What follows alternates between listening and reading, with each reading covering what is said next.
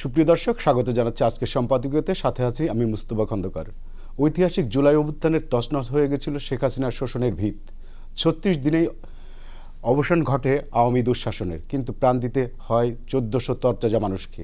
এই রক্তদানের উদ্দেশ্য ছিল বৈষম্যহীন, দুর্নীতিমুক্ত ও গণতান্ত্রিক বাংলাদেশ গড়ার। লক্ষ্য অর্জনের দায়িত্ব পড়ে ডক্টর মোহাম্মদ ইউনূসের নেতৃত্বাধীন অন্তর্বর্তী সরকারের উপর। সেই সরকার কতটা সফল হয়েছে রক্তস্নাত সেই জন আকাঙ্ক্ষা পূরণে? জুলাই অভ্যুত্থান ও পরবর্তী সাফল্য ব্যর্থতার বিশ্লেষণ ও প্রাসঙ্গিক বিষয় নিয়ে আজকের সম্পাদকীয় জুলাই অভ্যুত্থান, পাওয়া না পাওয়া। এ নিয়ে আলোচনার জন্য স্টুডিওতে উপস্থিত আছেন ডক্টর নাহারুল ইসলাম খান, প্রফেসর, জাহাঙ্গীরনগর বিশ্ববিদ্যালয়, মোস্তফা ফিরোজ, সিনিয়র সাংবাদিক, এবং নুসরাত তাবাসসুম, সংসদ সদস্য, এনসিপি। আপনার তিনজনকে স্বাগত আমাদের আজকের আলোচনায়। আমি নুসরাত তাবাসসুম, আপনাকে দিয়ে শুরু করি। আপনি তখন আমি যে কথাটা বলছিলাম তখন একবার সামনের সারির একজন সৈনিক ছিলেন। আপনার কাছে কি মনে হচ্ছে যে আমরা যে আকাঙ্ক্ষা নিয়ে আমরা সেই সময় ফ্যাসিবাদী একটা সরকারের বিরুদ্ধে রাজপথে নেমেছিলাম, সেই জন আকাঙ্ক্ষা, সেই মানুষের যে ছিল, প্রত্যাশা ছিল, সেটা কতটুকু আমরা পূরণ করতে পেরেছি? ধন্যবাদ। আজকে ১লা জুলাই। আমি আমার বক্তব্য শুরু করার আগে জুলাইয়ের শহীদ যারা, তাদের আত্মার মাগফিরাত কামনা করছি, আহতদের সুস্থতা কামনা করছি, এবং একই সাথে স্বৈরাচারের বিরুদ্ধে তখন যারা যারা রাজপথে ছিল তাদের সকলকে ধন্যবাদ জানাচ্ছি। জুলাইয়ের পাওয়া না পাওয়া কতখানি সেটা নিয়ে বলতে হলে আসলে এটা বলতে হবে যে জুলাইতে আমরা আসলে কি চেয়েছিলাম আন্দোলনের সময়টা। জুলাইয়ের অনেকগুলো ধাপ আছে, এটা তো আসলে প্রথম দিনেই হয়ে যায়নি। আর এত বড় একটি জন আন্দোলন, এটা ওই কম্পিউটারের সামনে বসে পরিকল্পনা করে করার জিনিসও নয়। জুলাইতে সারা দেশ থেকে মানুষ নেমে এসেছিল।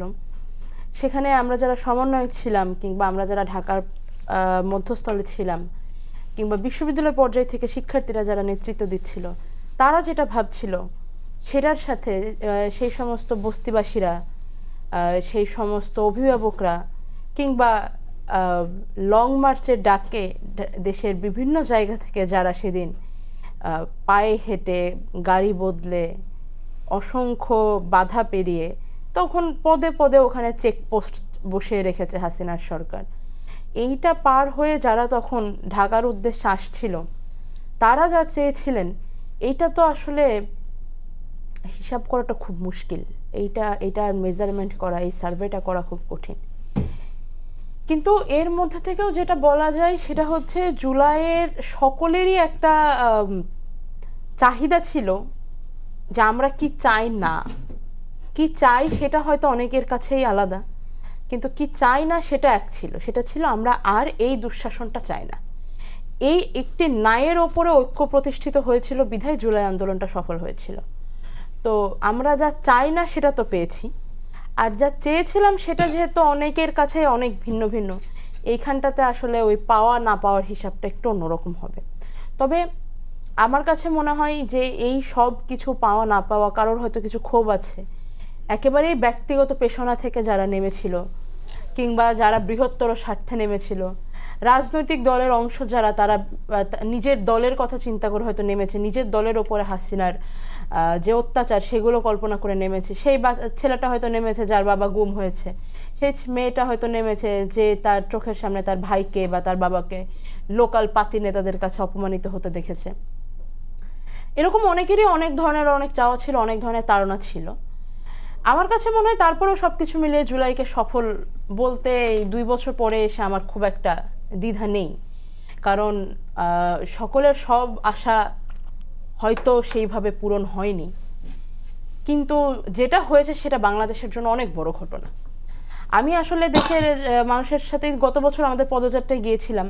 মানুষের মধ্যে অনেক ক্ষোভ আছে, অনেক অভিযোগ আছে, কিন্তু আমি সাধারণ মানুষকে কখনো বলতে শুনি নাই যে তারা হতাশ বা তারা পুরোপুরি অসন্তুষ্ট, তারা কিছুই পায়নি। সকলের কথাই হচ্ছে আমরা আরও একটু চেয়েছিলাম বা আমরা এমনভাবে চেয়েছিলাম, কিন্তু যা হয়েছে, যা পাওয়া গেছে, হাসিনা বাংলাদেশ থেকে হাসিনার যে নামগন্ধ বিতরণ হওয়া, এই যে একটা বিতরণ হওয়া, এই যে বিষয়টা, এইটা সকলের জন্য বেশ আনন্দের। তো আমি আসলে সফল বলতে চাই। আচ্ছা, ধন্যবাদ। দিবু ভাই, আপনি তো তখন খুব সক্রিয় ছিলেন এবং আপনার ভিডিও তখন সবাই দেখার জন্য আগ্রহ ভরে অপেক্ষা করত। আপনি যে আকাঙ্ক্ষা নিয়ে তখন এসব কাজ করেছিলেন, আপনার কাছে কি মনে হয় যে আপনার সেই আকাঙ্ক্ষার কতটুকু পূরণ করতে পেরেছে এই রাজনৈতিক দলগুলো কিংবা ইন্টারিম? তো এটা তো একদম সুস্পষ্ট, আমি বলবো একটা বিশ্বাসঘাতকতা করছে।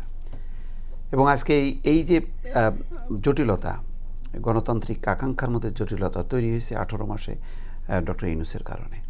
এটা হাসিনার পতন হয়েছে, দ্রুত সময়ের মধ্যে নির্বাচন হবে, নির্বাচিত পার্লামেন্ট আজকের জনগণের আকাঙ্ক্ষা বাস্তবায়ন করবে। আউট অফ পার্লামেন্ট যে সমস্ত নাটক মঞ্চস্থ হয়েছে সেগুলি বরং পিছিয়ে দিয়েছে। এছাড়া এইটা আরও আজকের সফলতা, আজকে ধরেন আজকে টেলিভিশনের ক্যামেরা যখন নাকি সংসদে দিকে হয়, তখন আমি কয়েকটা চিত্র দেখি। একদিকে যখন দেখি যে তাদের get up, makeup, dress up, এটা মনে হয় একটা ডেমোক্রেটিক একটা সোসাইটির রূপ, যেটার জন্য বাংলাদেশ। আরেকদিকে দেখি যে একদম মানে একটা চেহারা দাড়ি টুপিতে ভরা। আরেকটা যদি চিত্র আমার কাছে থাকতো আমি পরিপূর্ণ হতাম। যারা দাড়ি টুপিতে না, আমি বলছি যে এটা মনে হয় যেন আরেকটা চিত্র, যেটা মনে হয় যেন ইসলামিক একটা, কিন্তু আমার তো ডেমোক্রেসি, গণতান্ত্রিক রূপটা তারও তো একটা ড্রেস আপ থাকে, ওইটা দেখলে আমি আরো বেশি ভালো লাগতো। আচ্ছা, তো কিন্তু তার মাঝখানে যদি আর একটা অংশ যদি দেখতাম, 3টা অংশ ভালো লাগতো, তাহলে মনে হতো আমার আরেকটা অংশ কোনটা? সেটা হচ্ছে এই যে তরুণদের মুখগুলো যদি অন্তত তারা 40-50টা যদি থাকতো, বিএনপির আসনটা যদি কমতো আর জামাতের আসনটা কমতো, তাদেরটা যদি বাড়তো, ভালো লাগতো। এটা আমার আকাঙ্ক্ষার কথা বলি, একদম নিউট্রাল পজিশন থেকে। তাহলে এটা বাড়বে কিভাবে? তাদের তো আর কোনোভাবে আমরা আটকাইনি। মানে আমি সেটা হয়েছে এই কারণে, ওই যে যদি পরপরই নির্বাচনটা হতো তখন ইমেজ থাকতো, তখন এতো। কারণ সময় যত গড়াইছে তখন এই আমলাতন্ত্রের ফাঁদে পড়ে এই তরুণদের বিভিন্ন জায়গায় জায়গায় তখন তাদের আকাঙ্ক্ষা, কেউ কোটি টাকার নিচে চাঁদা কথা চিন্তা করে না, এইরকম একটা পর্যায়ে চলে যাচ্ছিল ইউনূস সরকারের ব্যর্থতার কারণে। কারণ রাজনৈতিক সরকার ছাড়া দেশ শাসন করা খুব কঠিন। কিন্তু সেই জিনিসটাকে কেন প্রলম্বিত করার চেষ্টা করলো, পরে বুঝলো বটে, তখন দৌড়ায় চলে গেল সে লন্ডনে। কিন্তু এটা আগেই বোঝা উচিত ছিল, যেটা সুশীলা কার্কি নেপালে বুঝলো, যখন নাকি ছাত্ররা বললো এই সংস্কার করতে হবে, ওই সংস্কার করতে, বললো বাবা আমি এগুলি বুঝি না, আমি প্রধান বিচারপতির পদে থেকেও আমি এগুলি জটিল জিনিস তোমাদের এগুলি বুঝি না, ওইগুলি পার্লামেন্টে তোমরা যাও, পার্লামেন্টে করো।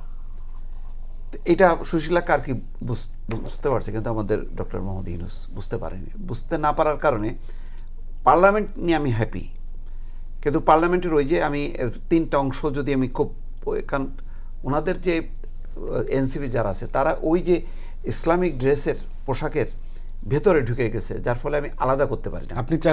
আপনার আকাঙ্ক্ষা ছিল তারা স্বতন্ত্রভাবে, এক্স্যাক্টলি আলাদা একটা ইয়ে থাকবে, এবং এটাই পরবর্তীতে তারা লিড করবে, তারা ক্ষমতায় আসবে। কারণ আমরা সবসময় প্রচলিত রাজনীতি দেখতে দেখতে আমরা হতাশ, ক্লান্ত।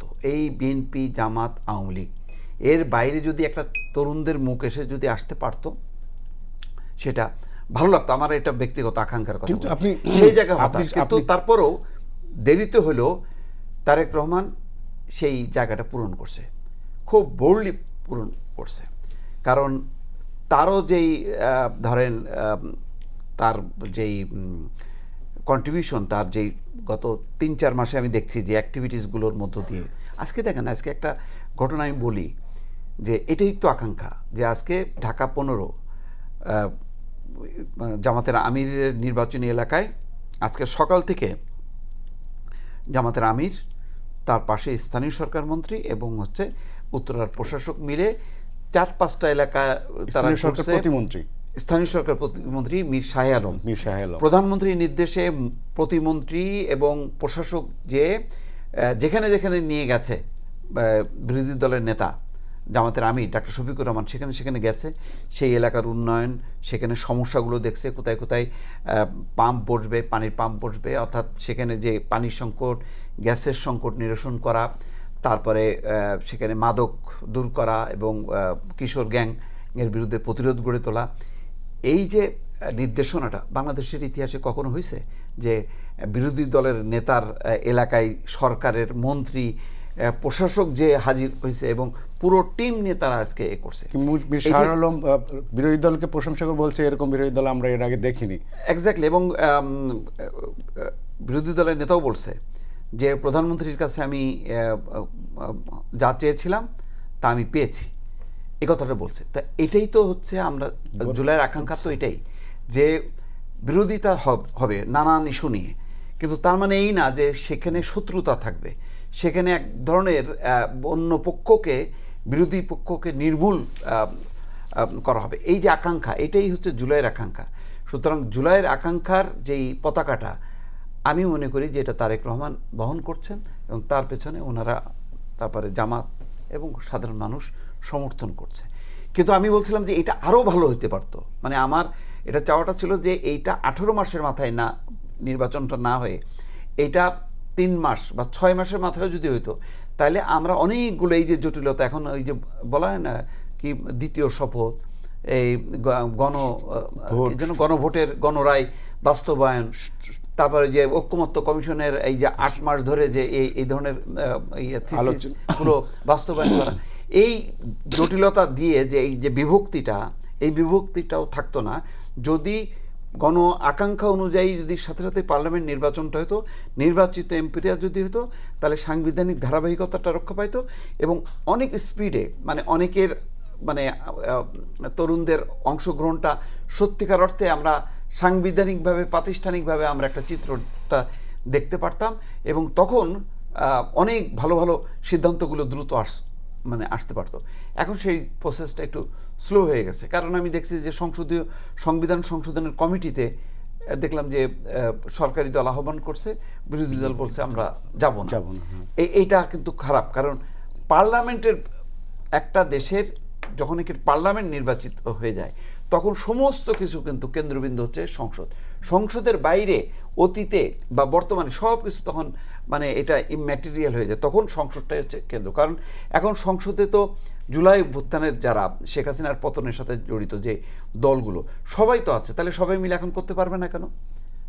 যদি না পারে, যদি সরকারি দল বলা হয় সংখ্যাগরিষ্ঠতার জোরে চাপায় দেবে, তো ঠিক আছে, এটা সামনে নিয়ে আসুক, তখন আমরা বুঝবো সরকারি দল এখানে বাধা দিচ্ছে। তখন মানুষের মধ্যে প্রতিবাদের আকাঙ্ক্ষা হবে, আন্দোলন হবে, 5 বছর পরে নির্বাচন হবে, নির্বাচনে যারা আকাঙ্ক্ষা বাস্তবায়ন করতে পারবে না তারা পরাজিত হবে। এটাই তো হওয়া উচিত।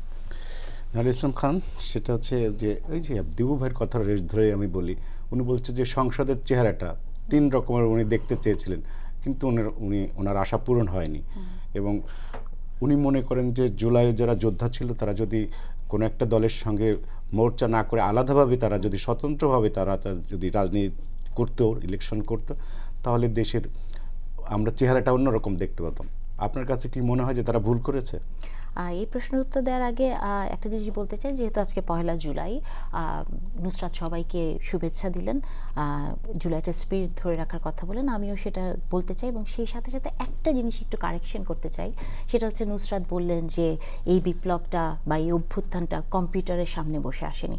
আমি মনে করি কম্পিউটারের সামনে, কম্পিউটারের পেছনে রাজপথ, ঘরের ভেতর এবং রান্নাঘর সব কিছু থেকে এই অভ্যুত্থান হয়েছে। যেমন দীপু ভাই আছেন আমার পাশে, উনি কম্পিউটারের সামনে করেছেন, জনাব তারেক রহমান আছেন লন্ডনে, উনি বসে এইটা লিড দিয়েছেন। তো আসলে এই জুলাই অভ্যুত্থানকে কখনোই যারা শুধু খালি রাজপথে ছিল সেই জায়গাতে দেখা যাবে না। আমি মনে করি জুলাই অভ্যুত্থান বাংলাদেশের একেবারে কৃষক থেকে শুরু করে বাংলাদেশের আপামর সব মানুষেরই গণ আকাঙ্ক্ষার একটা প্রতিফলন। তো আমার বক্তব্যটাই আমি সেটাই বলতে চাই যে যেখানে ছিলেন, আওয়ামী লীগ যারা করেনি তারা ব্যতীত আর আমরা সবাই জুলাইকে ধারণ করেছি, সবার জন্য এটাতে শুভেচ্ছা। আপনি যে প্রশ্নটা করলেন, দীপু ভাই যথার্থই বলেছেন যে উনি 3 ধরনের মানুষ দেখতে চেয়েছেন, কিন্তু আপনাকে প্রশ্নটা করতে হবে আসলে আমাকে না, যারা তরুণ ছিলেন তাদের কাছে। আমরা কেন তরুণদেরকে দেখতে পেলাম না, সেটার কিছু উত্তর দীপু ভাই দিয়ে দিয়েছেন। আমরা আসলে, আপনার মনে আছে মোস্তফা ভাই, অগাস্টের পরে আপনার সাথে অনেক টকশো করেছি। প্রতিটা টকশো ডে 1 থেকে আমরা যখন ইলেকশন চাইতাম আমাদেরকে কি বলা হতো? আমাদেরকে দালাল বলা হতো, বা আমরা ক্ষমতা লোভী, অথবা এই 53 বছর রাজনৈতিক দলরা কি করেছেন, রিজওয়ানা হাসান বারবার বলেছেন আমরা মোটামুটি একটা দালালের তকমা পেয়ে গেলাম সেই সময়, অথবা শেখ হাসিনার দোসর, আপনি মনে আছে হয়তো।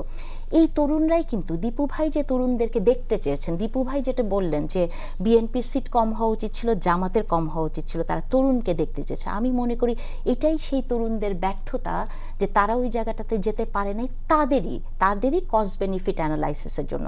আপনি যে আজকে নামটা দিয়েছেন না, যে পাওয়া আর না পাওয়া, আসলে এটাই আসলে মেইন কথাটা। আসল উদ্দেশ্যটা ছিল আসলে সেই তরুণদের মধ্যে পাওয়া এবং না পাওয়া, চাওয়া এবং না চাওয়া না। চাওয়া এবং পাওয়ার মধ্যে কিন্তু অনেক পার্থক্য আছে। আপনি চাইতেই পারেন, কিন্তু আপনাকে পাওয়ার যে বিষয়টা, সেটা পাওয়ার জন্য আপনি যে পাওয়ারের অ্যাক্সেসটা করেছেন গত 2 বছরে, মানে আজকে সকালে আমি যখন নিউজ পেপারগুলো দেখছিলাম, বিশ্বাস করেন কী ধরনের একটা বেদনা যে ভেতরে তৈরি হলো, যে আজকে এই তরুণদের এগেনস্টে আজকেই কতগুলো রিপোর্ট আছে, তারা হোটেলের ভাড়া দেয় নাই, তারা সচিবালয় রাত 2টা পর্যন্ত ছিল, এবং এগুলো রিপোর্টেরও দরকার নেই। আপনার মনে পড়ে সার্জিস আলম যখন সরকার গঠন হলো, উনি মিডিয়াতে এসে বলেছেন যে আগে কি সুন্দর দিন ছিল, আমরা ইচ্ছা মতো সচিবালয়ে যেতাম, যা ইচ্ছা তাই করতাম, যাকে ইচ্ছা তাকে গালি দিতাম। এই জুলাইকে কি আমরা ধারণ করতে চেয়েছিলাম? তাহলে যারা এই কাজগুলো করেছেন তাদেরকে প্রশ্নের মুখোমুখি আনতে হবে, এবং সেই কারণেই কিন্তু আজকে সংসদে তারা বিলীন হয়ে গেছে আরেকটি দলের ছায়াতলে। আমরা কিন্তু সবাই, ইভেন আপনি বিএনপিকেও যদি দেখেন, বিএনপিও কিন্তু চেয়েছিল এনসিপি একটা ভালো শক্তপোক্ত একটা দল হোক, হ্যাঁ, কিন্তু এরপরে আবার ওই কথাটাই যে দেখেন, যতই আমরা বলি না কেন, দীপু ভাই বলছেন যে আমরা ট্র্যাডিশনাল রাজনৈতিক দলের প্রতি মানুষের একটা বিরূপ প্রতিক্রিয়া আছে, কিন্তু শেষ পর্যন্ত দেখা গেছে কি অভিজ্ঞতা বলে একটা বিষয় আছে, এবং সেই ট্র্যাডিশনাল দলগুলো এর পেছনেই মানুষ আসলে ছুটেছে। বিএনপির যে বিজয়টি হয়েছে, এটা তো গণমানুষের আকাঙ্ক্ষারই একটা প্রতিফলন। যদিও আমি মনে করি যে এইবারের ইলেকশন যে ভোট ব্যাংকটা আছে, এটা আসলে রিয়েল ভোট ব্যাংক না যে কোনো দলের জন্যই, এটার আসলে অন্যরকম একটা হবে আগামী 5 বছর পরে। কিন্তু তারপরও আপনি দেখবেন যে বিএনপি নামক এই দলটার প্রতি কিন্তু মানুষ তার আস্থা দেখিয়েছে। তো তার মানে যেটা হচ্ছে যে আমরা যতই বলি না কেন জুলাইয়ের স্পিরিট, আমরা যতই নতুনের পথ দেখাই, কিন্তু নতুন যদি সত্যিকারের নতুন না হতে পারে, নতুন যদি পুরানো কাপড় পরে নতুন হওয়ার চেষ্টা করে, সেই কাপড়ে যেমন রিপু করতে হয়, সেই কাপড়ে যেমন দাগ থাকে, আমাদের এই নতুন দলগুলো সেটা আমাদেরকে দেখাতে পারে নাই। আর তারপরে যেমন দীপু ভাই বলছিলেন যে ডক্টর ইউনূস আসলে সেটা বুঝতে পারেন নাই। আমি মনে করি যে ডক্টর ইউনূস বুঝতে পারেন নাই না, উনি যেরকম মাস্টার মাইন্ড বলেছিলেন একজনকে, এটাও ওনার একটা মাস্টার প্ল্যান ছিল, এটা উনি আসলে বুঝতে পারেন না, উনি জেনে বুঝেই এই কাজটি করেছেন। এবং এই কারণে আমি মনে করি যে আমরা যখনই কথা বলি না যে এই জুলাইয়ের আমাদের আকাঙ্ক্ষা কি, আমরা কি পেলাম, কি পাবো, কি চেয়েছিলাম, আমি মনে করি যে এখনও আসলে ইতিহাসে সেই সময়টা এসে দাঁড়ায় নাই যে জুলাইকে আপনি পর্যালোচনা করতে পারেন বা বিশ্লেষণ করতে পারেন। এই জুলাইকে আপনার আরও নির্মোহ বিশ্লেষণ করতে গেলে আপনাকে যারা যারা গত 2 বছর যা যা করেছেন বিচারের কাঠগড়ায় দাঁড় করাতে হবে। আপনি দেখেছেন যে চিকিৎসা খাতে কীরকম ব্যয় হয়েছে কয়েকজন উপদেষ্টার, হ্যাঁ, বা ছোটোখাটো যে কোনো বিষয়কে নিয়েই আমি মনে করি এই সরকারের এটাও একটি দায়িত্ব যে এই সরকার জবাবদিহিতার জায়গায় থেকে তার পূর্ববর্তী সরকার সিমালটেনিয়াসলি ওনারাও এই পর্যন্ত যা করেছেন তাদের নিজেদের একটা জবাবদিহিতার জায়গা থাকতে হবে, এটা আমার মনে হয়। তো এই জন্যই কথাগুলো হচ্ছে সেটাই যে জুলাই বলেন বা যাই বলেন, হয়তো এরকম গণ অভ্যুত্থান আরও হতে পারে, হয়তো এরকম কিছু বাংলাদেশের ইতিহাসে হতে পারে। আমাদের সবচেয়ে দুঃখের জায়গাটা কি জানেন, যে স্বাধীনতার এত বছর পরও বাংলাদেশ একটা স্টেবল জাতি হতে পারলো না।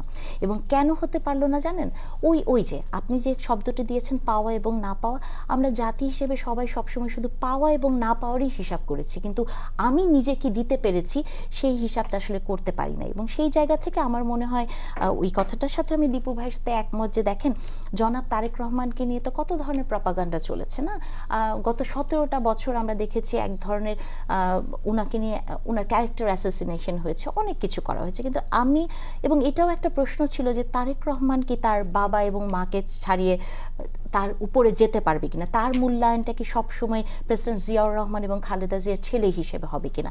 আমি মনে করি গত 4 মাসে ওনার যে অ্যাক্টিভিটিস, আমি মনে করি উনি নিজের একটি ক্যারেক্টার তৈরি করতে পেরেছেন, হ্যাঁ, এবং সেই ক্যারেক্টারের মধ্যে ওনার নিজস্ব এক ধরনের মতাদর্শ হতে পারে, হয়তো ওনার আশেপাশে যারা আছে তাদের সেই রিফ্লেকশনটা এখনো হয় নাই, কিন্তু আমি এটাও বিশ্বাস করি যে সিম্পলিসিটি, সরলতা, বা আপনি যেটা চোখের সামনে দেখেন যে একজন প্রধানমন্ত্রীকে আপনার ঠিক প্রধানমন্ত্রী না মনে হয়ে আপনার মনে হয় উনি আপনার পাশের বাসায় থাকেন, আপনারই লোক, ওটা কিন্তু এক ধরনের আত্মতৃপ্তি দেয়, মানুষের ভেতর একটা কনফিডেন্স তৈরি করে। আমি মনে করি উনি ওই পথে হাঁটছেন, এবং ধরেন একটা 4 মাসের সরকারকেও যদি আপনি বিশ্লেষণ করতে চান, আমি মনে করি এটা আসলে ঠিক সময় না, আরও বিশ্লেষণের জায়গা আছে। সেখান থেকে আমার মনে হয় উনি যে পথে হাঁটছেন সেটা ঠিক আছে, এবং উনি উনার স্বমহিমায় এটা এস্টাবলিশ করতে একেবারেই সফল হয়েছেন এই 4 মাসে সাধারণ মানুষের মনে, যে উনাকে দিয়ে হয়তো এই দেশে একটা গণতন্ত্রের পথে হাঁটবে। ধন্যবাদ। তবু আমি আপনার কাছে আবার আসি, এটা হচ্ছে জুলাই অভ্যুত্থানের শুরুটা ছিল একটা মেধার মূল্যায়নের কোঠা সংস্কার নিয়ে, এবং এরপরে তো পরবর্তীতে আর সেই জায়গা মানে থাকেনি বিষয়টা, তখন এক দফার আন্দোলন চলে গিয়েছিল। তো যে এরপরে আমরা রাষ্ট্র সংস্কারের নানা বিষয় নিয়ে কথা বললাম।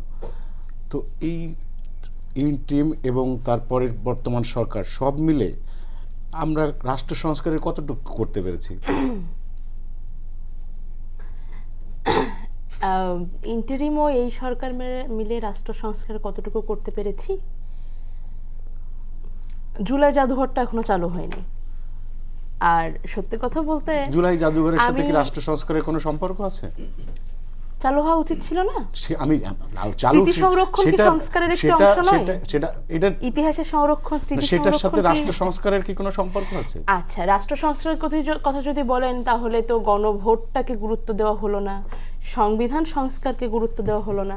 তবে আমি সেই জায়গাটাতে আসার আগে আরেকটা জায়গা নিয়ে একটু কথা বলে নিতে চাই। সেটা হচ্ছে, আমি কিছুদিন আগে পর্যন্ত বলতে ভোটের আগে আমি ভাবতাম যে মানুষ সরকার মানে পাওয়া হোক না পাওয়া হোক, চাওয়া পাওয়া যে শব্দই ব্যবহার করেন না কেন, এটা তো আসলে যে ক্ষমতায় তার সূত্রে তার কাছে। তো ইন্টারিমের পিরিয়ডে দেখতাম যে ইন্টারিমের উপদেষ্টারা খুব গালিটালি খাইতো, খুব সমালোচনার শিকার হতো, এবং আমার কাছে তখন মনে হয় এটাই তো ঠিক আছে, মানে যার হাতে ক্ষমতা, যার শোয়ে কাজ হয়, সমালোচনা তো তারই করবে মানুষ। এর আগে কি হাসিনার আমলে দেখতাম যে টকশোর চেয়ারে বসে বসে বুদ্ধিজীবীরা একের পর এক বিরোধী দলকে দোষ দিয়ে যাচ্ছে, একতরফা বিরোধী দলের লোকজনকে কথা বলতে দেওয়া হচ্ছে না, সরকারের প্রশংসা। পরের দিকে তো দেখতাম বিরোধী দলের নেতাকর্মীরা টকশোতে নাইকো, একটা দুইটা হয়তো দেখা যাচ্ছে যে মানে কি একটু মধ্যপন্থী যারা সরকার দল বিরোধী দলের মাঝামাঝি, একটু কম সরকারি, তাদেরকে বিরোধী দল সাজিয়ে বসিয়ে দেওয়া হতো। ইন্টারিমের পিরিয়ডে দেখলাম যে না, ঠিক আছে, মানুষ তো আসলে সরকারের সমালোচনা করতে পারে। তো আমার কাছে মনে হয়েছে না, ঠিক আছে, একটা জায়গায় তো কোথাও না কোথাও তো একটু সংস্কার, গণমানুষের আচরণের পরিবর্তন হতে দেখছি। নির্বাচনের পরে নিশ্চয়ই জিনিসটা বহাল থাকবে। নির্বাচনের কিছুদিন আগে থেকে এই জিনিসটা আবার একটু পরিবর্তন, আবার অবাক হয়ে দেখি যে না, ঠিক আছে, প্রশংসা সরকারের, সমালোচনা বিরোধী দলের আসলে কতটুকু কি করার ক্ষমতা। বিরোধী দলকে তার আগের যে কোনো ঘটনা নিয়ে ডেকে সমালোচনা করা যেতে পারে, বিরোধী দলের 50 বছর আগের ঘটনা নিয়ে সমালোচনা করা যেতে পারে, 2 বছর আগের ঘটনা নিয়ে সমালোচনা করা যেতে পারে, কিন্তু সরকারের সমালোচনাটা যখনই করা হয় সেটা হয়ে যায় প্রোপাগান্ডা। আমি জুলাইয়ের ইন্টারিমের যে কোনো ব্যর্থতায়, আপনি রাষ্ট্র সংস্কার নিয়ে বলছিলেন না, আমি আসছি ওখানে। রাষ্ট্র সংস্কার আমি যদি এখন এক কথায় বলি যে না, রাষ্ট্রের কোনো সংস্কার হয়নি, তাহলে দোষটা কার? জুলাইয়ের পরে যে সরকার দায়িত্ব নিয়েছিল ইন্টারিমের। আচ্ছা, কারণ এই সরকার তো মাত্র 4 মাস বয়সে, এই সরকার আর কি বা করবে 4 মাসের মধ্যে? এই সরকার 4 মাসের মধ্যে ইউনিয়নের নাম নিজের ছেলে মেয়েদের নামে করে ফেলতে পারে। এই সরকার 4 মাসের মধ্যে বগুড়াকে আরেকটা টুঙ্গিপাড়া বানায় ফেলতে পারে। এই সরকারের 4 মাসের মধ্যে, গত পরশু রাতেও চট্টগ্রামে ছাত্রদলের হামলা হয়েছে, মানে ছাত্রদল হামলা করেছে আর কি। এই সরকারের আমলেও কুষ্টিয়া দৌলতপুরে পীর হত্যা হতে পারে, এই সরকারের আমলেও মাজারের কুমির সরিয়ে ফেলা হতে পারে, এই সরকারের আমলেও অনেক অপরাধ, কিন্তু দোষটা সরকারের না, কারণ 4 মাসে সরকার আর কি বা করবে? যা কিছু হচ্ছে সেটা গত 2 বছর ধরে ইন্টারিমের চেলাপেলারা আর এখনকার বিরোধী দল নিশ্চয়ই তারা খুব প্ল্যান করে সরকারকে বিপদে ফেলার জন্য এগুলা করছে, নাহলে 4 মাসের বয়সী সরকার আর কি বা এমন করতে পারে? তাই রাষ্ট্র সংস্কার যেটুকু হয়নি, এই দোষ তো ইউনূস স্যার আসলে আর কাউকে দেওয়া যায় না, কারণ তারেক রহমান বহু বছর পর দেশে মাত্র এসেছেন।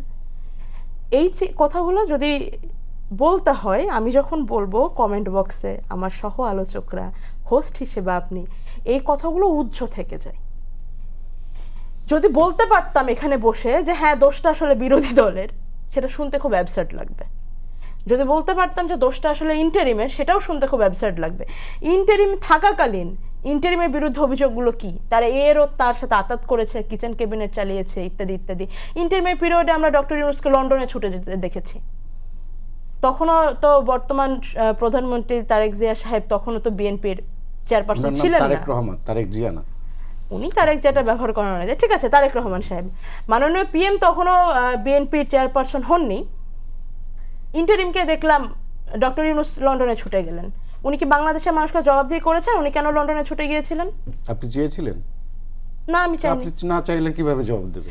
ইন্টারিমকে দোষ দিচ্ছি, কোথায় কোথায় দোষ দেওয়া যায় সেটা বলছি। ইন্টারিমকে আমরা অনেক সময় দেখেছি যে আমাদের আমির সাহেবের সাথে আলোচনায় বসতে, আমাদের আহ্বায়কের সাথে আমরা আলোচনায় বসতে দেখেছি। তাহলে তো ইন্টারিম আসলে রাজনৈতিক দলগুলোর সাথে আলোচনা করে, যোগাযোগ করেই কাজ করছিলেন। এখন এটা হতে পারে যে রাজনৈতিক দলের পরামর্শ ইন্টারিম নেননি, তো সেই কথাগুলো রাজনৈতিক দলগুলো বলুক। রাজনৈতিক দলগুলো বলুক যে বিএনপি তো বর্তমানে সরকার আছে, আপনিও তো একটা রাজনৈতিক দলের গুরুত্বপূর্ণ সদস্য। আমি রাজনৈতিক দলের গুরুত্বপূর্ণ সদস্য, কিন্তু আমার দল আপনাদের ভাষ্যমতো অন্য দলে বিলীন হয়ে গেছে, মাত্র 8 জন সদস্য সংসদে। যখন আমেরিকার চুক্তি নিয়ে কথা হলো, বিরোধী দলকে বলা হলো যে বিরোধী দলের সাথে, জামাতের সাথে, এনসিপির সাথে আলোচনা করে ডক্টর ইউনূস এই কাজগুলো করেছে। সেখানে ডক্টর ইউনূসের পক্ষ থেকে এরকম একটা আমরা এবং নথিপত্রও দেখলাম যে সকল রাজনৈতিক দলের সাথে। বিএনপি থেকে কি বলা হয়েছে? বিএনপির সাথে যখন আমেরিকা চুক্তি নিয়ে কথা হলো, তখন বিএনপি আপত্তি করলো না কেন?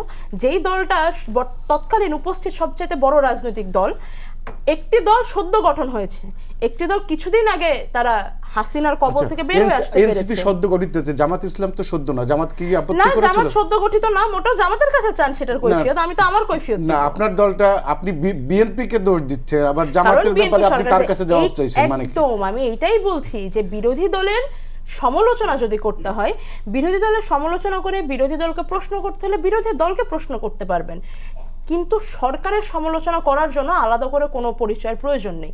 আমি নাগরিক হিসেবে, আমি বিরোধী দলের সদস্য, আমি বিরোধী দলীয় মেম্বার অফ পার্লামেন্ট, আমি একটি গুরুত্বপূর্ণ রাজনৈতিক দলের গুরুত্বপূর্ণ পদস্থ, কিন্তু তারপরেও নাগরিক হিসেবে এই সরকার আমারও সরকার। ডেফিনেটলি আমাকে যদি একজন নন পার্টিজান ব্যক্তির সাথে আমার প্রতি সরকারের আচরণ এবং নন পার্টিজান ব্যক্তির প্রতি সরকারের আচরণ এটা যদি আলাদা হয়, তাহলে তো এটা বৈষম্য। শুধু বৈষম্য না, এটা বড়সড় অন্যায়ও। বিরোধী দল হিসেবে জামাতের প্রশ্ন এনসিপিকে, এনসিপির প্রশ্ন জামাতকে করা হয়। অন্য অন্য জোট সঙ্গীদের আচরণের ব্যাপারে কিন্তু বিএনপিকে প্রশ্ন একটু কমই করতে দেখি আমরা। করবেন, আপনাকে তো কেউ, হ্যাঁ, তো আমরা তো প্রশ্নটা করি, আপনারা করেন না। আমরা করি না, আমরা তো দেখি না। সরকারে তো বিএনপির যে জোট সঙ্গী 2-3 জন আছে, তাকে তো প্রশ্ন করাই হয়। তো এটাই বলছি যে আপনি কি কখনো ববি হাজ্জাজ ভাইকে কিংবা নুরুল হক নূর ভাইকে জিজ্ঞেস করেছেন যে শাহ আলম সাহেবের যে ছেলের নামে, নাতির নামে এতগুলো জায়গার নামকরণ হলো? কিছু নাই, এটা তাকে শাহ আলমকে জিজ্ঞেস করতে হবে। আমি নুরুলকে কেন জিজ্ঞেস করব? এক্স্যাক্টলি, তখন তো আপনারা জোট সঙ্গীদের উপরে প্রশ্নগুলো চাপান না, আমাদের বেলায় কেন জোট সঙ্গীদের উপরে প্রশ্নগুলো চাপানো হয়? কোথায় আপনাদের ব্যাপারে প্রশ্ন চালাব? মানে আপনারা নিজেরাই দাবি করেন যে আপনারা জুলাইয়ের সম্মুখ সারির যোদ্ধা। দাবি করার কিছু নাই, ডিবি পুলিশ ধরে নিয়ে গিয়ে সেটা প্রমাণ করে দিয়েছে। আপনাদের ব্যাপারেই তো আমাদের প্রশ্ন থাকবে যে আপনারা কি করলেন তাহলে? আপনারা প্রশ্ন করেন তাহলে জুলাই নিয়ে প্রশ্ন করেন। জুলাই তো শুধুমাত্র আমাদের 65 জন সমন্বয়ক ছিল কি? আরো মানুষ ছিল না তখন? কম্পিউটারের পেছনে, রান্নাঘরে, টেবিলে। ধন্যবাদ। আমি একটু দীপু ভাইয়ের কাছে আসি। দীপু ভাই, এই যে প্রায় 2 বছরের বেশি হয়ে গেছে এই আন্দোলনের, অভ্যুত্থানের, শেখ হাসিনা পলাতক, উনি 2 বছর ধরে নানা রকম কথা বলছেন, ইদানিং একটু বেশি কথা বলছেন এবং উনি ফিরবেন। কেউ কেউ বলে যে, মানে এরকমই বলে যে উনি একসময় বলতেন যে আমি পালাবো না, কিন্তু পালিয়ে গেছেন, আর এখন উনি বলছেন যে আমি ফিরবো, তার মানে উনি আর ফিরবে না। যেটা বলেন সেটা হয় না, এরকম বলে আর কি।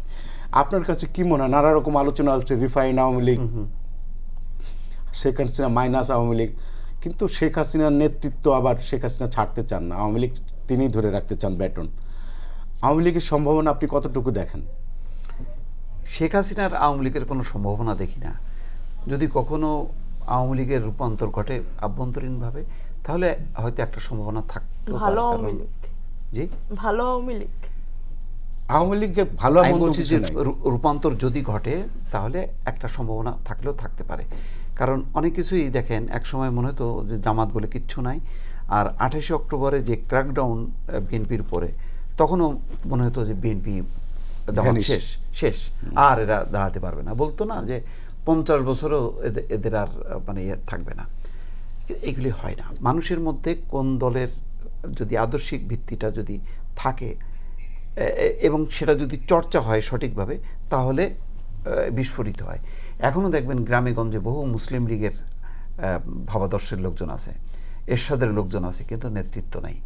আওয়ামী লীগের অবস্থা সেই দিকেও টার্ন নিতে পারে, যে যেহেতু কোনো নেতৃত্বের রূপান্তরের কোনো সম্ভাবনা নেই, সেই সম্ভাবনাটা শেখ হাসিনা নিজে শেষ করে দিচ্ছে। যেমন তার পিতা শেখ মুজিবুর রহমান বাকশাল বিলুপ্ত করার মধ্য দিয়ে একেবারে তলানিতেই মানে ঠেলে দিছিল। জিয়াউর রহমান ক্ষমতায় এসে ঘরোয়া রাজনীতি চালু করে, যেহেতু একটা মানে আওয়ামী লীগের একটা আদর্শিক ভিত্তি ছিল মানুষের মধ্যে, জোহরা তাজউদ্দিনের নেতৃত্বে সেটা আবার কিন্তু জাগ্রত হয়েছে। আজকে যদি সেরকম একটা অবস্থা যদি থাকে কখনো, হয়তো একটা অবস্থা তৈরি হতে পারে। কারণ বাংলাদেশ কিন্তু কিছুটা বিপজ্জনক একটা অবস্থার মধ্যে আছে। বাংলাদেশে এখন একমাত্র গণতান্ত্রিক দল হচ্ছে বিএনপি, আর কোনো বিকল্প নেই। এটা হচ্ছে বিপদ। জামাত ইসলামীকে জামাত ইসলামকে তো সে তো ইসলামিক রাষ্ট্র, গণতান্ত্রিক দল না, ইসলামিক রাষ্ট্র। আমি জামাত ইসলাম নামের সাথেই তো আছে যে তার, ধরেন আমি যদি কমিউনিস্ট পার্টি হয়, তাহলে আমি কেন গণতন্ত্র প্রতিষ্ঠা করব? আমি গণতন্ত্রকে ব্যবহার করতে পারবো, কিন্তু আমি সুযোগ নেব, কিন্তু আমি তো কমিউনিজম প্রতিষ্ঠা করব, কমিউনিস্ট রাষ্ট্র করব। যে ইসলামিক দল সে ইসলাম প্রতিষ্ঠা করবে, তার মানে ইসলামিক স্টেট করবে, যেটা আমরা মধ্যপ্রাচ্যের দেশগুলি দেখি বা আফগানিস্তানে দেখি। তো তাহলে আছে কে? তাহলে তো আছে গণতান্ত্রিক বাংলাদেশ, তাহলে ইসলামী জামাত ইসলামী তো অচল। তাহলে এটা তো হিপোক্রেসির রাজনীতি তারা করে। এটা তো মানে তারা দেখেন না, সেদিন স্বরাষ্ট্রমন্ত্রী সালাউদ্দিন আহমেদ বলছে কি, যে তারা পশ্চিমাদের কাছে ভালো হওয়ার জন্য তারা শরিয়া আইন করবে, বা মানে যা নিয়ম যেটা আগে যেগুলি ছিল, মানে সেগুলি সব আদর্শের সাথে যায় না, সেগুলি সব বাদ দিয়ে তারা এমন একটা করলো, মনে হচ্ছে তারা আর মানে বিএনপি একই, এরকম একটা। কিন্তু এটা তো এক ধরনের প্রতারণামূলক তারা জিনিস উপস্থাপন করছে। কারণ আমি যদি বাংলাদেশ জামাত ইসলাম হই, তাও কি, এটা তো জামাত ইসলাম বাংলাদেশ ছিল, এটা তো আন্তর্জাতিক একটা শাখা। বিশ্বের বিভিন্ন দেশে জামাত ইসলাম আছে, জামাত ইসলাম বাংলাদেশ। পরে তারা দেখলো যে একটা অসুবিধা, সুতরাং এটা বাংলাদেশটারে তারা সামনে নিয়ে আসছে। এটা ইলেকশন কমিশনের একটা ছিল, জি, হ্যাঁ, রাইট, হ্যাঁ, সেই নির্দেশনা, হ্যাঁ। তারপরে দেখেন তারা এই ম্যানিফেস্টোতে এবার শরিয়া আইন কায়েম করবে, সেটা নাই। ইসলামিক রাষ্ট্র কায়েম করবে, তা নাই। তাহলে প্রশ্ন হলো, তাহলে জামাত ইসলাম নাম কেন? সেটাও তো একটা প্রশ্ন আসে। এটা তো একটা ডেমোক্রেটিক, আমার রাষ্ট্র হচ্ছে গণতন্ত্র, আমার স্বাধীনতা মুক্তিযুদ্ধ হচ্ছে গণতান্ত্রিক রাষ্ট্র স্থাপনের জন্য, তাই না? কোনো ইসলামিক স্টেট না, বা অন্য কোনো মানে ধর্মীয় কোনো রাষ্ট্র প্রতিষ্ঠার জন্য না। সেখানে জামাত ইসলাম গণতন্ত্রকে ব্যবহার করেই তারা মানে তারা রাজনীতি করছে। কিন্তু তাদের কিন্তু আলটিমেটলি কি করবে? দেখেন, আফগানিস্তানের পট পরিবর্তনের পর আমরা কিন্তু কিছুদিন দেখলাম যে নারীরা মিছিল করছে রাস্তায় রাস্তায়, এবং তালেবান সদস্যদের সামনে। আমি খুবই অবাক হয়ে গেলাম, তাহলে কি ইসলামিক রাষ্ট্রের কি এটাই আদর্শ হবে? চমৎকার তো, তাদের সামনে এরকম নারীরা। এইটা মাত্র হয়তো মাসখানিক ছিল, তারপর এখন তো আস্তে আস্তে এমন অবস্থা আছে যে প্রাইমারি স্কুলে পর্যন্ত মেয়ে শিশুরা পড়াশোনা করতে পারে না। ইসলামী বিশ্ববিদ্যালয় থেকে শুরু করে সমস্ত জায়গার থেকে অবরুদ্ধ করছে। তো আমরা তো ইসলামিক রাষ্ট্র, ইসলামিক দলের সেই চেহারাগুলো দেখছি। তো সেই চেহারার সাথে যখন কোনো দলের একাত্মতা কষ্ট পাই আর কি, এটা আমার অনুভূতি। এখন এটা আমি তো আর গাইড করতে পারবো না যে না, এটা তাদের করা উচিত না, এখনই সরে যাওয়া উচিত, এটা তাদের ব্যাপার। কিন্তু আপনি একটা কথা বলে, সেটা হলো যে আপনি আম গাছ লাগায় তো কাঁঠাল খেতে পারেন না। এখন সেই কাঁঠালই তো খাওয়া হচ্ছে, সেই আম গাছের মধ্যেই তো কাঁঠাল দেখছি, কাঁঠাল গাছের মধ্যে আম দেখছি, কিছু তো করার নাই। তো যাক, সেগুলি এখন আমি বলছি যে বিএনপির বাংলাদেশে এই মুহূর্তে বড় সাইজের একটা গণতান্ত্রিক দল, যারা মানুষের সমর্থন আস্থা নিয়ে আছে। আর কোনো এরকম কিন্তু আরও কয়েকটা দরকার ছিল, যেমন এনসিপি দরকার ছিল একটা স্বতন্ত্র অবস্থান থেকে। তারপরে যদি আওয়ামী লীগের রূপান্তর ঘটে, যদি 10-20 বছর পরে মাইনাস শেখ হাসিনা যদি তারা বের হয়ে আসতে পারতো এই স্বৈরশাসনের গর্ব থেকে ভালো হতো, আমি আকাঙ্ক্ষাগুলি বলতেছি, কি হবে আমি তো আর জানি না, আমি তো আর ডিকটেট করতে পারি না। কিন্তু তারা তো এখনো পর্যন্ত ন্যূনতম রিগ্রেট করে। সেটাই তো, এটা তো আওয়ামী লীগের এখন যেটা অবস্থা হলো, এই আওয়ামী লীগের শেখ হাসিনা এইভাবে যদি ধরে রাখতে চায়, কারণ সে তার নিরাপত্তার জন্য সে মনে করে আমার একটা পদবি থাকুক অন্তত সভানেত্রী হিসাবে, সে একটা ইনসিকিউর ফিল করে, কিন্তু ইনসিকিউর নিজের সিকিউরিটিটা নিশ্চিত করার জন্য সে পুরো দলটাকে একটা বিলুপ্তির পর্যায়ে নিয়ে গেছে। এবং এইভাবে যদি চলতে থাকে, মানে আওয়ামী লীগের মানে একবার শেখ মুজিবের হাতে আওয়ামী লীগ যেমন নিহত হয়েছে, তেমনি শেখ হাসিনার হাতে আওয়ামী লীগ বিলীন হবে, কিছু তো করার নেই। ফলে এই পরিস্থিতিটা বাংলাদেশের রাজনীতির জন্য, ডেমোক্রেটিক রাজনীতির জন্য, আমি বারবার বলতেছি গণতান্ত্রিক রাজনীতির জন্য ভালো। আমি যেমন বাংলাদেশে ইসলাম নামের কোনো ব্যাংক দেখতে চাই না, স্টেট নাম হবে, কিন্তু তার আগে আপনি এই যে ধরেন ইসলামী ব্যাংক, আর বাংলাদেশে তো হিন্দুদেরও অধিকার আছে, তারা যদি বলে বাংলাদেশ হিন্দু ব্যাংক, এগুলি ভালো লাগবে না। আচ্ছা আচ্ছা। তো এই প্রতিষ্ঠানগুলোকে, দলগুলোকে গণতান্ত্রিকরণের ক্ষেত্রে এখন বিএনপির তো সব দায় না, অন্যান্য দল, বিশেষ করে তরুণদেরও কাছেও প্রত্যাশা, তারা এই সমস্ত নামগুলো বাদ দিয়ে ডেমোক্রেটিক নামের রাজনৈতিক দল এবং প্রতিষ্ঠান গড়ে তুলুক বাংলাদেশের গণতন্ত্রকে রক্ষা করার জন্য। তাহলেই জুলাইয়ের যেই আদর্শ সেটা হলো বাস্তবায়িত হবে। নাহিদ ইসলাম খান, সেটা হচ্ছে আমরা হাসিনার প্রত্যাবর্তন, আওয়ামী লীগের প্রত্যাবর্তন নিয়ে কথা বলছিলাম, কিন্তু কেউ কেউ মনে করে যে ফর্মে আওয়ামী লীগ আসুন না কেন, আওয়ামী লীগই, এটার পরিবর্তন খুব কঠিন এবং বাংলাদেশের জনগণ তাদেরকে আর গ্রহণ করবে না। মুসলিম লীগের কথা যদি উভয় বলছেন যে বিভিন্ন সময় সেটার সম্ভাবনা আছে, আপনার কাছে কি মনে হয়? যে আবার আরেকটা প্রশ্ন, আরেকটা ধরনের বিশ্লেষকরা বলেন যে বর্তমান সরকার এবং বিরোধী দল যদি তাদের চরিত্র না বদলায়, তারা যদি ঠিক হাসিনার মতো চলে, তাহলে আওয়ামী লীগ বলবে পুরোনো আমলেই আমরা ভালো ছিলাম। আসলে আপনার যে প্রশ্নটা, সেটা হচ্ছে যে আমি সবসময় একটা জিনিস মনে করি যে আপনি যে রাজনৈতিক মতাদর্শে থাকেন, এটা আপনার আইডিওলজি, এইটা যদি কয়েক বছর পর পর পরিবর্তন হয়, তাহলে আমি মনে করি যে সেই মানুষের নিজস্ব সত্তার মধ্যেই সমস্যা আছে। তো আওয়ামী লীগ যারা করেন, হ্যাঁ, তারা আওয়ামী লীগের সাপোর্টার থাকবেন, তবে হতে পারে যে এই যে 24 পরবর্তী সময়ে তাদের যে একেবারে অন্ধের মতো আওয়ামী লীগকে ভালোবাসা, সেই জায়গাটা নিশ্চয়ই পরিবর্তন হবে এবং ভোট ব্যাংকের পরিবর্তন হবে। তবে আওয়ামী লীগকে যদি শেখ হাসিনার আওয়ামী লীগ না বলে শেখ মুজিবের আওয়ামী লীগ বলেন, অথবা 71-এর আগের আওয়ামী লীগ বলেন, ওই ধারণা তো ওই আদর্শটা তো অনেকেই তার মনের মধ্যে পোষণ করে, সেটাকে তো আপনি জেট সাবান দিয়ে ধুলেও যাবে না। এবং আমি মনে করি একজন মানুষ যে দলটি সাপোর্ট করেন তার এটাই হওয়া উচিত। কিন্তু তার সাথে সাথে আমি আবার আরেকটা জিনিসও মনে করি যে এই যে বাংলাদেশের রাজনীতিতে বলেন, আপনি কি কখনো ভেবেছিলেন যে 71-এর পরে এই সময় এসে জামাতে ইসলামীর ভোট ব্যাংক এরকম বাড়বে? এটা তো একটা অ্যাবসার্ড বিষয় ছিল, কিন্তু সেটাও তো ঘটেছে এই দেশে। এখন কিভাবে ঘটেছে সেটা হয়তো বলা যায় না এই মুহূর্তে, এটা একটা ক্রান্তিকাল ছিল। অথবা ধর নুসরাত একটি কথা বলেছে, কথাটি আমার খুব কানে লাগলো, যে 50 বছর আগের ঘটনা। আমি জানি না নুসরাত কি 71-কেই মিন করেছে কিনা। না 71-কে মিন করিনি। আচ্ছা, আমি বলি, আমার যেটা মনে হয়েছে যে 50 বছর আগের ঘটনা জামাত ইসলামী প্রসঙ্গতেই নুসরাত এটা বলেছে। তো আমার কাছে মনে হয় যে একটি দলের সাথে আপনার জোট হতে পারে, কিন্তু কালকে যেমন এই প্রশ্নটাও কোথাও কোথাও দেখলাম যে প্রধানমন্ত্রী বলেছেন তার সংসদে যে আমরা অতীতের কথা যাতে এটা না মনে করি। তবে এটাও প্রধানমন্ত্রী 71-কে বলেছেন কিনা আমি জানি না, আমি বিশ্বাস করি না যে উনি 71-কে বলছেন। আমি মনে করি যে যারা 71-কে 50 বছর আগের ঘটনা বলেন, 71 আসলে কোনোদিনই বাংলাদেশের 50 বছর আগের ঘটনা না, 55 বছর। আমি শেষ করি। নুসরাত সব কথা বললে আপনার কথা আমি একটা কথা বলবো, আপনি তাহলে কথাটা বলেন।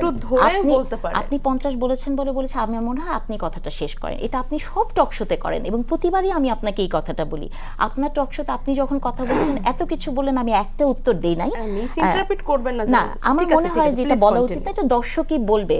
মানে আমরা তো সবসময় যখন বলি তখন একেবারে যোগ বিয়োগ গুণ ভাগ করে বলি না। আপনি তাহলে 50 বলতে কি বুঝিয়েছেন আমি জানি না, 75 বুঝিয়েছেন 50 বলতে? 75, 76, আচ্ছা তারপরে 75, শাসন, ঠিক আছে, সেনা শাসন আপনি হতে যদি পারে, যে কোনো কিছুই ঠিক হতে আছে, পারে। আপনি সেটা এটাকে আমার মনে সংখ্যা না হয় আমার বললেই কথার ভালো সময় হয়। আমি কথা বলি, আপনি উনাকে একটু বলতে দেন, হ্যাঁ, মানে এটা please। আসলে এজন্য আসলে অনেক সময় আছে আপনাদেরকে বলি যে এনসিপির সাথে আসতে চাই না, কারণ কথার মাঝখানে কথা বলি। ওনার সময় আমরা একটাও কথা বলি না।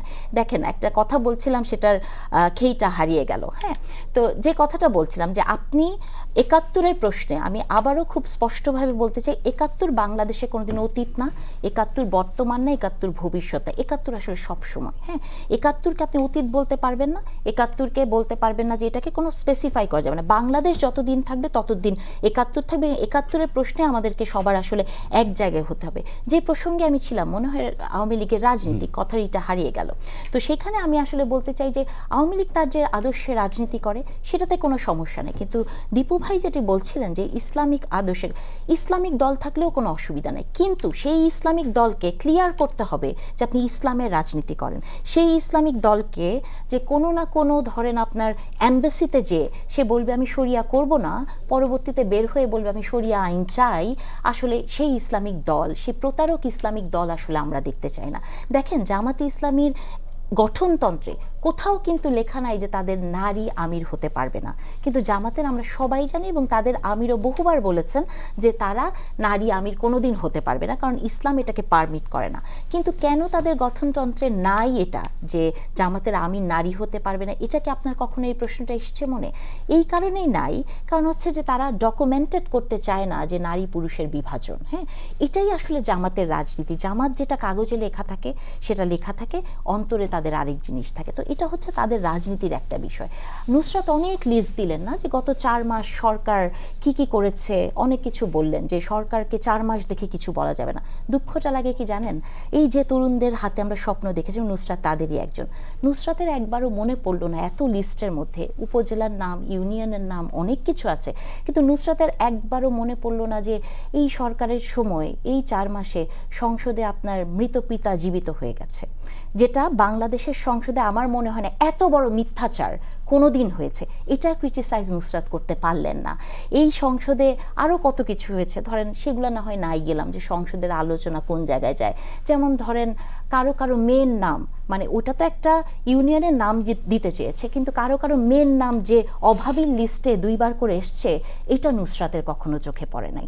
বা এই যে ধরেন আপনার নাম নিয়ে যে কথাটি হচ্ছে প্রতিমন্ত্রী সাহেবকে নিয়ে হয়, আপনি দেখেছেন এরপরে কি হয়েছে, এরপরে প্রধানমন্ত্রী নিজে ইন্টারভিউ করেছে, সেটা বন্ধ হয়েছে। সেই কথাটি কি নুসরাত বলেছেন? সেই প্রশংসাটুকু আপনি করতে পারেন না।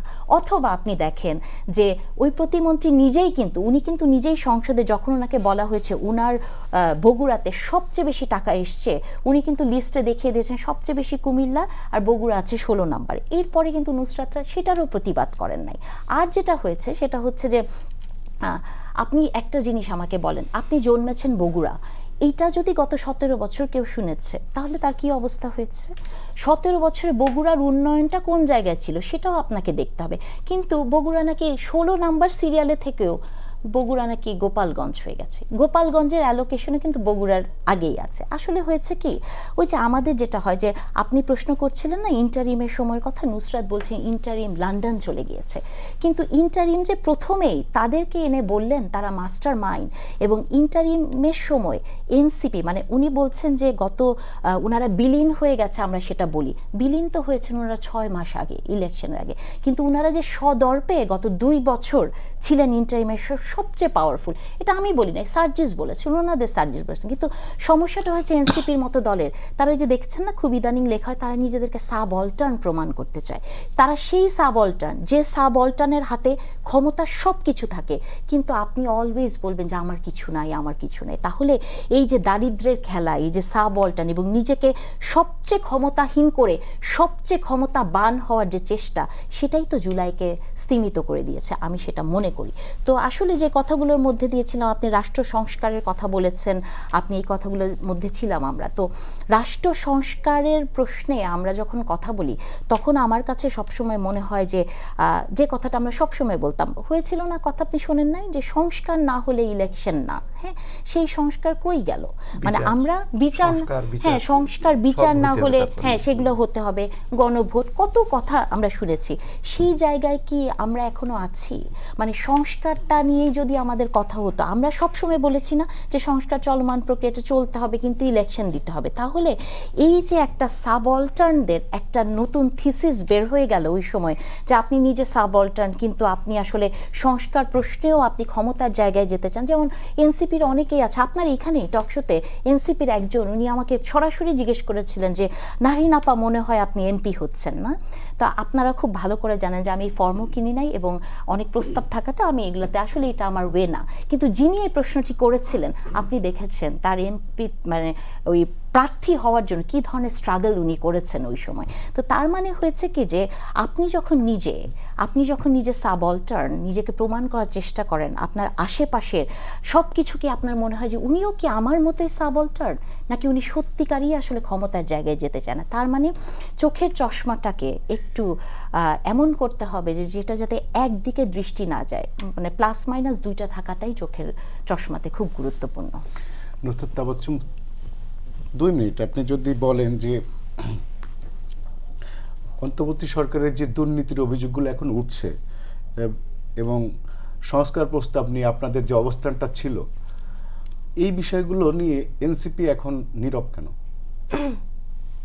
না, এনসিপি নীরব না। সংস্কার নিয়ে আমরা এবারেও বাজেট বক্তব্যে কথা হয়েছে, ইন্টারিমের দুর্নীতি নিয়ে তো কথা বলছে। ইনফ্যাক্ট আমি অধিবেশন শুরুর আগে কয়েকটা মিটিং হয়েছিল, আমি সেগুলোতেও আমি সরকার দলীয় কয়েকজন গুরুত্বপূর্ণ ব্যক্তিকে জানিয়েছে যে 4 মাস তো মাত্র বয়স, আপনারা না হয় আরও 2 মাস বিশ্রাম নেন, কিন্তু তারপরেও করে ইন্টারিমের এত। দেখুন, অভিযোগের সমস্যাটা হচ্ছে অভিযোগ তো অপ্রমাণিত বিষয়, তো যতজন অভিযোগ থাকে ততদিন এই কথা পাল্টাপাল্টি চলতে থাকে। যেহেতু দুর্নীতির অভিযোগ আছে সেহেতু এগুলোর তদন্ত করেন এবং একটা রিপোর্ট জনগণকে দেন।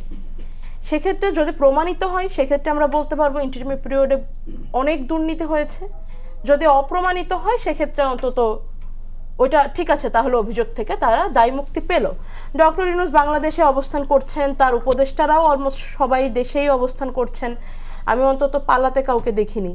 তো সেক্ষেত্রে তো বেশ হাতের কাছে না দুর্নীতির অভিযোগ শেষ করতে বলি লাইনটা, ওটা বলছিলাম যে হাতের কাছেই তো আছে আর কি। তো একটু এনে তদন্তটা করা যায় আর কি, তাদেরকে জিজ্ঞাসাবাদ করার জন্য ডাকা যেতে পারে। যে অভিযোগগুলো ছিল ধরে ধরে, আমি যেহেতু সবাই দেশেই উপস্থিত, তো আমার মনে হয় যে খুব বেশি সময় লাগবে না। আবার মন্ত্রণালয়গুলো সব সুন্দরভাবে চলছে, নথিপত্র আশা করি সব আছে উপস্থিত। তো একটা তদন্ত করা হোক এবং অভিযোগগুলো প্রমাণ অপ্রমাণ একটা কোনো দিকে যাক, কারণ আসলে অভিযোগ জিনিসটা এই ধরনের কনফিউশন তৈরি করে।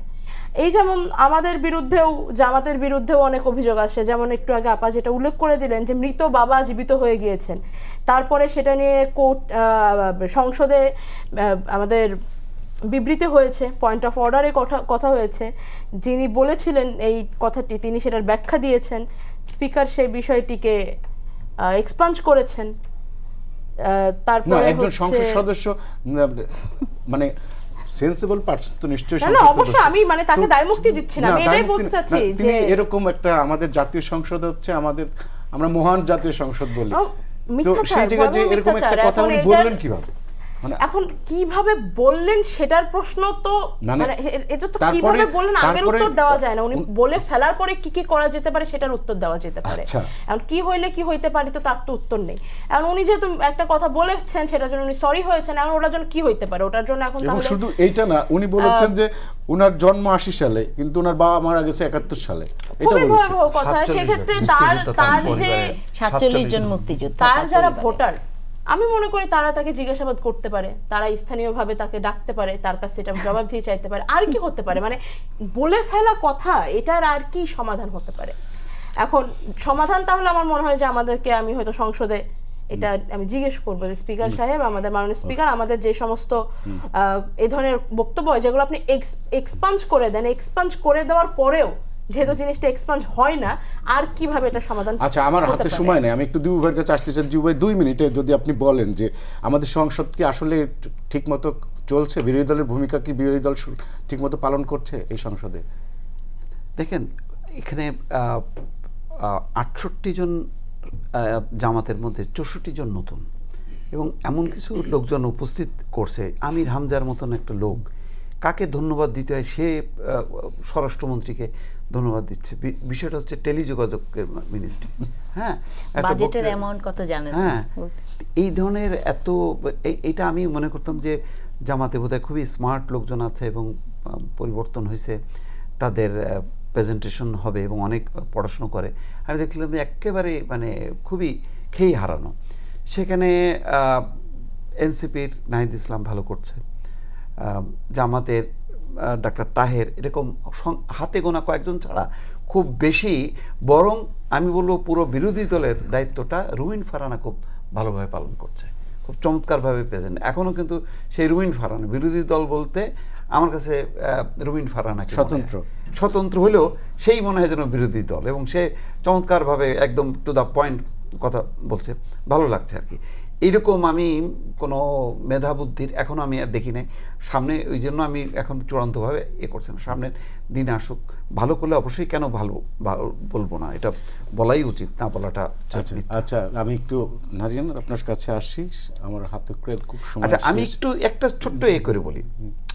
আপনার হঠাৎ করে একটা তথ্য আসলো, দেখেন ডক্টর মোহাম্মদ ইউনূস ৭৯ জন নিয়ে সে আজারবাইজানে গেছিল। একটা চিন্তা করেন, এই সফর সঙ্গে প্রধানমন্ত্রী এত গুরুত্বপূর্ণ থাকার পরও ২৬ জন ছিল হচ্ছে তার মালয়েশিয়ায়, আর ২৭ জন ছিল চীনে, আর আজারবাইজানে গেছে। আপনি কি তদন্ত করবেন? ১৮ মাসের এই যে এই ৭৯ জনকে নিয়ে কেন গেল, এই রাষ্ট্রের এই ব্যয়টা কেন, এটার জবাব কি দেবে? আসলে এখান থেকেই শুরু করি। আসলে খুব সময় কম। হ্যাঁ, আসলে যেটা হয়েছে যে এই যে বললেন যে প্রধানমন্ত্রী এত কম মানুষ নিয়ে গেছে, অথবা বাজেট অধিবেশনের পরে খাওয়ায় নাই, এগুলো আসলে কারো চোখে পড়ে না। হ্যাঁ, কিন্তু ওই ঘুরে ফিরে মানে এই কথাগুলোই হয় প্রধানমন্ত্রী আসলে কি করেছেন। আসলে যে কথাটা আমি বলতে চাই যে এক্সপাঞ্জের কথা আসলো না, আমাদের একজন সাংসদ হিসেবে বোঝা উচিত যে কোনটা এক্সপাঞ্জ হয় আর কোনটা এক্সপাঞ্জ হয় না, এবং এক্সপাঞ্জ নিয়ে কথা বলা যায় না, এটাও ঠিক। কিন্তু আমি মনে করি যে বাংলাদেশের সংসদে এটি এক্সপাঞ্জ করা উচিত হয় নাই। এক্সপাঞ্জ আপনি করতে পারেন কোনো ধরনের শব্দের ব্যবহারে কিছু হলে, কিন্তু যে নাকি একটা মিথ্যাচার করেছে, এটা আসলে বাংলাদেশের সংসদে রেকর্ডেড হিসেবে থাকা দরকার ছিল যে একজন সাংসদ এই ধরনের কথা বলেছে, এবং এটা একটা চরম মিথ্যা কথা। এখন আপনি একটা মিথ্যা বললেন সংসদে, কিন্তু আপনি যে স্পিকারের কাছে বললেন যে আমি অসুস্থ ছিলাম, মানে এই জিনিস যে অসুস্থ হলেও মানে আমার মনে হয় ডিমেনশিয়া ছাড়া কোনো মানুষ বাবা মা মরে গেছে না বেঁচে আছে এইটা ভুলে যায় না। সো আমি মনে করি যে এটা সংসদের ভুল হয়েছে। আমি জানি না এটা বলা ঠিক কিনা, কিন্তু আমি মনে করি না যে এটাকে এক্সপাঞ্জ করা উচিত, সেটা ইতিহাস হিসেবে থাকা দরকার ছিল। হ্যাঁ, আর আরেকটা কথা হচ্ছে যে নুসরাত খুব বলছেন যে এটা কেন হলো বা কেন বলেছেন। আপনি এটার পেছনে রাজনীতি জানেন কেন হয়েছে? কারণ জামাতে ইসলামী এবং মুক্তিযুদ্ধ, এটা অলওয়েজই তারা মুক্তিযুদ্ধের প্রসঙ্গে অলওয়েজ শেখি, তো তারা তো চাবেই যে তার পরিবারে কতজন মুক্তিযোদ্ধা আছে এবং তারা কতটা বাংলাদেশের পক্ষে ছিল সেটা প্রমাণ করার মুক্তিযোদ্ধার লিস্ট দিয়েছে। আপনি যদি এটাকে মনে করেন যেটা জাস্ট একটা slip of tongue, I am sorry, তাহলে আপনি রাজনীতি বোঝেন নাই। তার মানে হচ্ছে তাদের একটা জোরালো মানে একটা প্রচেষ্টা অলওয়েজ তারা কত মুক্তিযোদ্ধা, তারা কত বাংলাদেশ চেয়েছে সেটা প্রমাণ করা। দীপু ভাইটির কথা বলেছেন, আমার মনে হয় আজকে মোটামুটি দীপু ভাইকে যা বলবে মানুষ যে ইসলামী ব্যাংক নামের কোনো কিছু উনি চান না, ইসলাম নামের আগে আজকে মানে এটা নিয়ে তো ধরেন দীপু ভাইয়ের উপর দিয়ে যাবে, কারণ এগুলো ভেরি সেন্সিটিভ।